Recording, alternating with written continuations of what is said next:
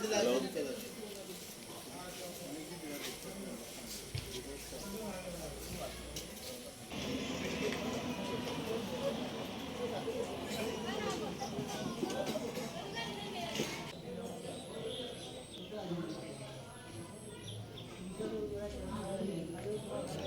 আন্ডারে সাম্প্রতিককালে বেশ কিছু পঞ্চায়েতে সম্ভবত প্রধানের বিরুদ্ধে বোধহয় অনাস্থা দেওয়া হয়েছিল, এই খবরটা কি সঠিক?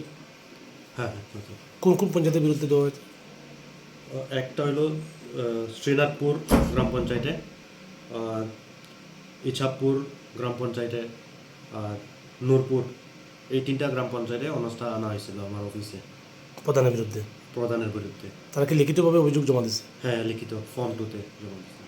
শ্রীনাথপুরের টোটাল মেম্বার কতজন? শ্রীনাথপুরে 13 জন মেম্বার, তো 13 জন মেম্বার থেকে 8 জনে সাইন কইরা জমা দিছিল প্রধানের বিরুদ্ধে। আর ইচুপুরে কতজন মেম্বার? আর ইচাপুরে 11 জন মেম্বার টোটাল। 11 জনের মধ্যে 5 জনে প্রধানের বিরুদ্ধে সাইন করছিল।